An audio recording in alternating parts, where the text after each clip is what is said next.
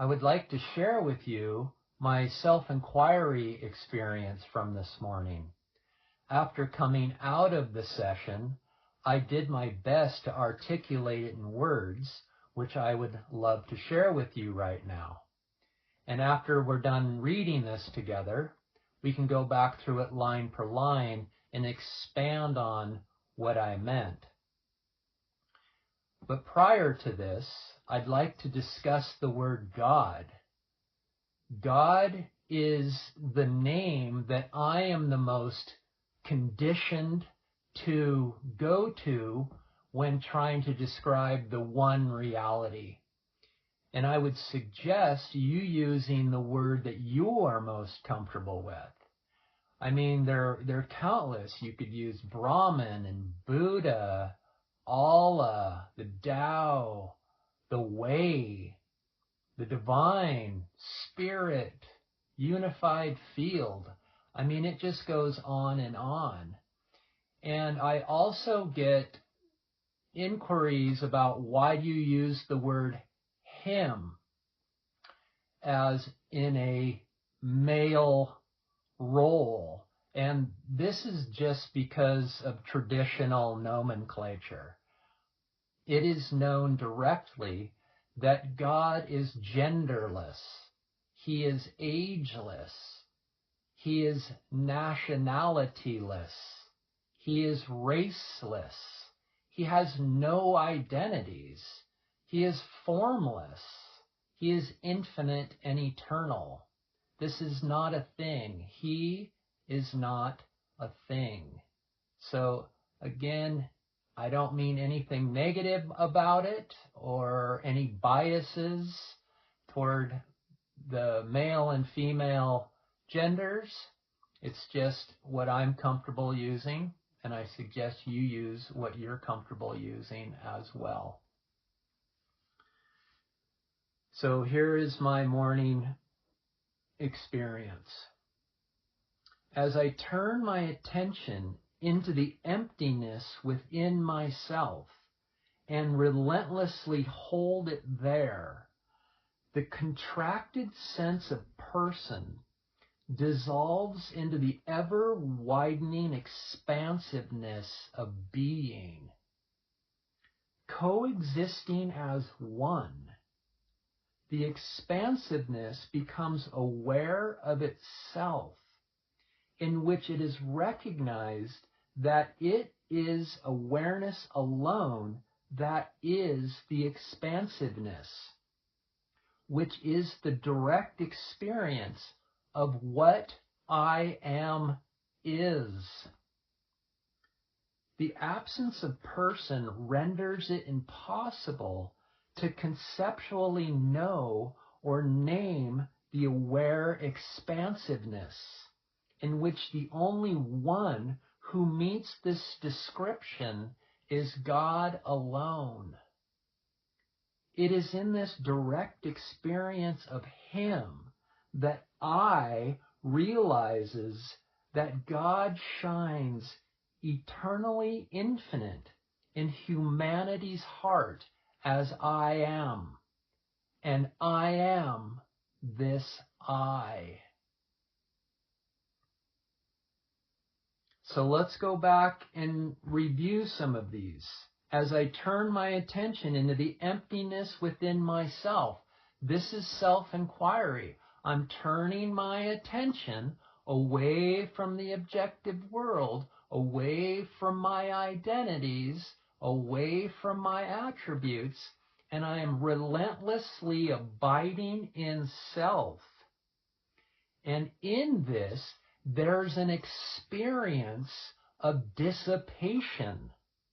Now, we know that only an ego can have experiences. So what is being experienced? The dissolution of ego. And what is revealing itself as this is growing wider and wider? Awareness.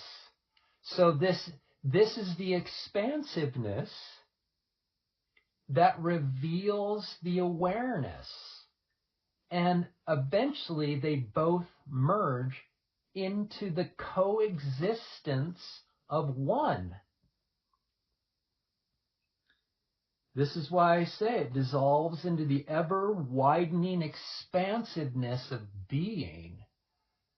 This reminds me of a Rumi quote where he says, drift down and down and down into ever-widening rings of being. So coexisting as one, the expansiveness becomes aware of itself.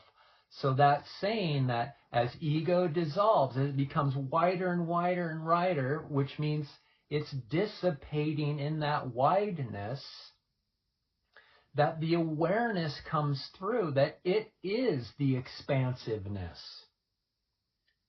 which is realized that it is awareness alone that is the expansiveness, which is the direct experience of what I am is. So the expansiveness of awareness is I am. So that is most likely being experienced as myself. It's I am. There just seems to be this, you could say, inner voice. It's saying I am to itself. The absence of person renders it impossible to conceptually know or name the aware experience. Yes, so this experience of expansiveness is the dissolution of ego, which is the dissolution of conceptual knowledge. There's no one left to know anything other than self. And what remains is nameless.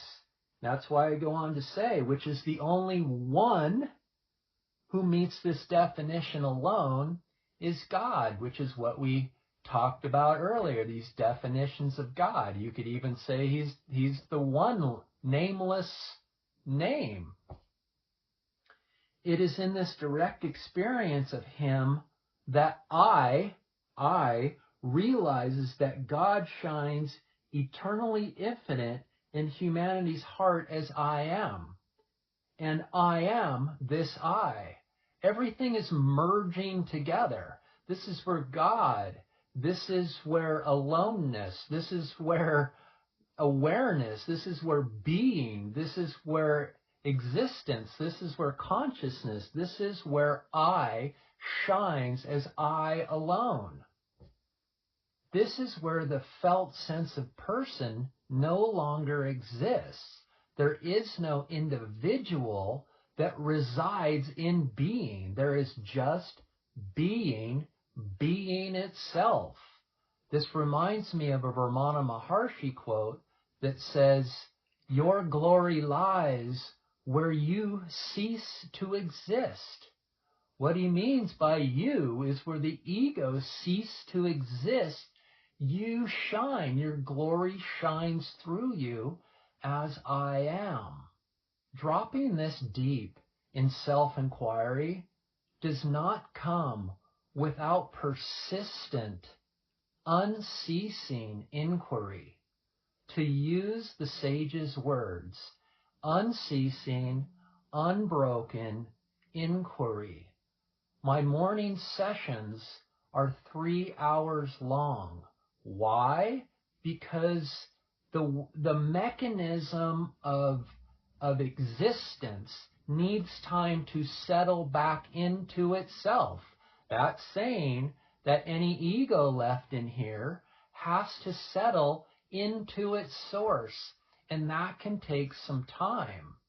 I talk to a lot of people that think that they can get away with 20 minutes a day here and there and self-inquire while during work. This is not the message of the sages. This is the relentless pursuit of effortlessness. This is prioritizing happiness. This 3 hours a day does not consume my day. I wake up 3 hours prior to me having to get up, and I self-inquire. And therefore, it doesn't take up any of my day. That space is always available for me, even if I'm on a business trip or on a vacation or at home. That space is always here. And I long for that space. I long for that turning within, because it's known that this is the only place that's going to deliver what you are wanting to experience in life.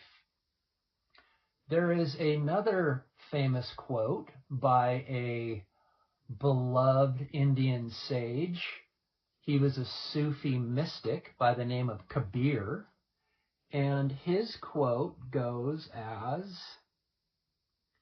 "I felt in need of a great pilgrimage, so I sat still for 3 days, and God came to me."